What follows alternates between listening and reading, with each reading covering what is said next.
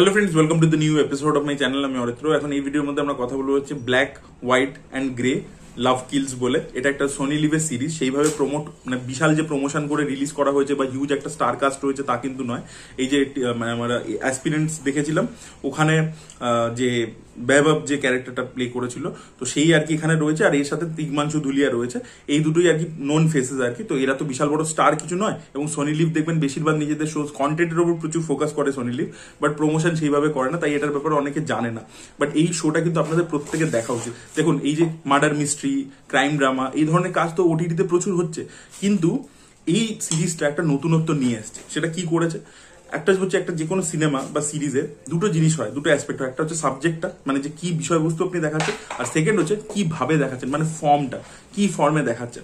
সচরাচর আমরা কি দেখি যে একটা কোনো রিয়েল ঘটনা হয়, সেই ঘটনাটার ফিকশনাল একটা টেক, কিছু জিনিস ফিকশনালাইজ করে একটা ড্রামাটিক টেক আমরা দেখতে পাই। দেখতে পাই কখনো কখনো রিয়েল কোনো ঘটনার আমরা কি দেখতে পাই, ডকু ফিকশন দেখতে পাই, যেগুলো নেটফ্লিক্সে বেরোয় এবং পপুলারও হয়।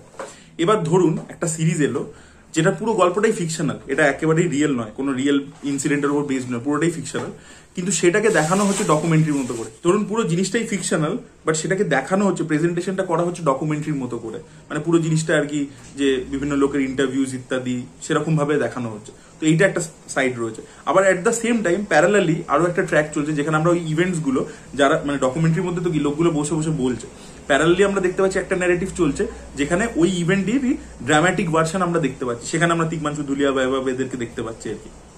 তো ওইটা একটা চলছে আর কি ট্র্যাক। আর একদিকে আমরা দেখতে পাচ্ছি ডকুমেন্টারির মতো একজন মানে ফিল্ম মেকার আছে, সেই জিনিসটাকে জিজ্ঞেস করছে একজন বাইরের দেশের ফরেনার একজন ফিল্ম মেকার, এবং এরা উত্তর দিচ্ছে। এবার আমরা জেনারেলি কি দেখে থাকি, কোনো সিনেমা যখন কোনো রিয়েল ইনসিডেন্টের উপর হয়, তখন সেম অ্যাক্টর তো প্লে করে না, মানে যে ক্যারেক্টারটা অ্যাকচুয়ালি রিয়েল লাইফে ছিল সে তো প্লে করে। তাই ডকুমেন্টারিতে অন্য অ্যাক্টার্স, অন্য সেট অফ অ্যাক্টার্স, তাদেরকে খুব রিয়েলিস্টিক রাখা হয়েছে। আবার যখন ড্রামাটিক ভার্সনটা আমরা দেখতে পাচ্ছি, সেখানে একটা সিনেমাটিক অ্যাপ্রোচ রাখা হয়েছে। তো এই জিনিসটা আপনার খুব দেখতে, ভিজুয়ালি জিনিসটা খুব ভালো লাগে। দুটো কন্টিনিউসলি টোনটা শিফট করতে থাকে, যেটা কিন্তু দেখে খুব ভালো লাগে। এবং মজাটা কখন আসে, জেনারেলি আমরা কি একটা প্লট ডিভাইস দেখতে পাই, সেটা হচ্ছে রাশোমান এফেক্ট, যে একটা ঘটনা বিভিন্ন লোকে বিভিন্ন রকমের বর্ণনা দিচ্ছে এবং মাল্টিপল পার্সপেক্টিভ আমরা দেখতে পাচ্ছি, এবং সেখান থেকে আমরা ফাইনালি গিয়ে বুঝতে পারবো যে আলটিমেটলি কোনটা ঠিক বা কোনটা ভুল। বিভিন্ন লোকের বিভিন্ন মতামত আছে, কিন্তু এখানে যে ডকুমেন্টারি পোর্শনটা আছে সেখানে বিভিন্ন লোকের বিভিন্ন মতামত আছে। আবার যেটা আমরা ফিকশনালটা দেখতে পাচ্ছি, ড্রামাটিক টেকটা দেখতে পাচ্ছি, যেটা আলাদা করে পুরো শুট করে একটা ন্যারেটিভের মতো করা হয়েছে, সেখানে আবার বিভিন্ন মতামত উঠে আসছে। এবং মজার ব্যাপার হচ্ছে যে এই যে দুটো ন্যারেটিভ, দুটো তো ইকুয়াল হওয়া উচিত, কারণ দুটো একটাই ঘটনা, কিন্তু অ্যাকচুয়ালি দুটোর সাথে কোলাইড করছে।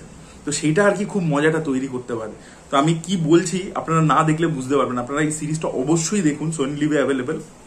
এত ভালো লাগবে, এত টুইস্ট অ্যান্ড টার্নস রেগুলার ইন্টারভেলসে আসতে থাকে, এবং এন্ডে গিয়ে না কিচ্ছু মানে বোঝাইনি। কারণ যখন আমরা ধরুন একটা কেসের ব্যাপারে জানতে পারছি, ধরুন নিউজের মিডিয়ার মাধ্যমে বা সোশ্যাল মিডিয়ার মাধ্যমে, তখন কি আমরাও পুরো ফাইনাল কনক্লুশনটা জানতে পারি? আমাদের কাছেও ইনফরমেশন বিভিন্নভাবে আসে, এবং সেখানেও দেখবেন আজকের দিনে মিডিয়া যেভাবে অপারেট করছে বা সোশ্যাল মিডিয়া যেভাবে অপারেট করছে, বিভিন্ন ভার্সন অফ ন্যারেটিভ আমাদের কাছে আসে। এবার কোন ভার্সনটা আমরা নিতে চাইছি, সেটা আমাদের কি মাইন্ডসেট তার উপর ডিপেন্ড করছে। সেইটা কিন্তু এখানে ডিরেক্টর তুলে ধরেছে। এন্ডিংটা কিন্তু ওই জন্য একটা ওপেন এন্ডেড ওয়েতে রাখা হয়েছে, এবং আমাদেরকে বলা হয়েছে যে এই যে বিভিন্ন টাইপের বিভিন্ন ন্যারেটিভ, এবং প্রত্যেকের যে ন্যারেটিভটা সেট করছে তার পিছনে তার একটা এজেন্ডা রয়েছে। এবার আপনি দর্শক হিসেবে কোনটা নেবেন, কি নেবেন, সেটা আপনার উপরে। কিন্তু এই যে ন্যারেটিভ স্টাইলটা নেওয়া হয়েছে, একটা ডকুমেন্টারির মতো, একটা ফিকশনাল ভার্সন, এবং তার দুটোর মধ্যে একটা কোলাইড করছে, সেই যে ব্যাপারটা, তাতে কিন্তু মানে স্ট্রাকচারটা খুব মানে ইন্টারেস্টিং হয়েছে, ফর্মটা খুব ইন্টারেস্টিং হয়েছে, এবং তার সাথে যেটা হচ্ছে যে আপনাকে এনগেজ করে রাখছে। আপনি কন্টিনিউসলি কিপ গেসিং, মানে সেকেন্ড গেসিং করে আছেন যে কি হচ্ছে, কে খুনি, কি ব্যাপার, ফাঁসিয়েছে নাকি খুন করেছে, সত্যি কি ব্যাপার হলো। এই জিনিসটা খুব মজা দিতে পেরেছে। তো এই পুরো ওভারঅল যে এটা খুব এক্সপেরিমেন্টাল একটা অ্যাপ্রোচের সিরিজ, আপনাদের অবশ্যই দেখা উচিত। আপনাদের কিন্তু বেশ ভালো লাগবে। আপনারা যদি ক্রাইম ড্রামা, মার্ডার মিস্ট্রি এরকম জনরার কাজ দেখতে যান, এবং প্রচুর দেখে দেখে বোর হয়ে গেছেন, এবং আপনি অনেক আগে থেকে বুঝে যান যে কে খুন করেছে, কি ব্যাপার, তাহলে তো এটা আপনাদের অবশ্যই দেখা উচিত। বিকজ এখানে পুরো যে ডিরেক্টর যেভাবে খেলেছে সেটা কিন্তু খুবই ভালো, এবং তার সাথে প্রত্যেকের পারফরমেন্সেস ইত্যাদি খুব ভালো। আমি বলবো স্পেশালি তিগ্মাংশু ধুলিয়া ইত্যাদি, এটা তো খুব বড় অভিনেতা, ড্রামাটিক পোর্শনটা তো ভালো, সেটাকে ভেরি পলিশ ওয়েতে শুট করা হয়েছে ইত্যাদি। বাট যে ডকুমেন্টারি পোর্শন, সেখানে যে অ্যাক্টার্সদেরকে কাস্ট করা হয়েছে, তারা তো রিয়েল লাইফ পিপল নয়। এই কেসটার সাথে, কেসটাই তো অ্যাকচুয়ালি একটা ফিকশনাল ব্যাপার, কিন্তু এখানে প্রত্যেকটাই যে অ্যাক্টরকে নেওয়া হয়েছে, এই প্রত্যেকটা অ্যাক্টর যতটা রিয়েলিস্টিক ওয়েতে পারফরমেন্স দিয়েছে, ডকুমেন্টারি পোর্শনে যাদেরকে ইউজ করা হয়েছে, তারা একদম আপনার মনে হবে জলজ্যান্ত জীবিত মানে মানুষ, মানে সেইভাবেই কাস্টিংটা করা হয়েছে। দারুণ একটা কাস্টিংও হয়েছে এবং দারুণভাবে সেই জিনিসটা তারা পারফরমেন্সও পুল অফ করেছে। তো ওভারঅল মিলে দারুণ একটা সিরিজ হয়েছে, আপনাদের প্রত্যেকের দেখা উচিত, আমি হাইলি রেকমেন্ড করবো। আর আপনারা যদি কেউ দেখেছেন তাদের বক্তব্য অবশ্যই কমেন্টে জানাবেন। Thank you so much, bye by.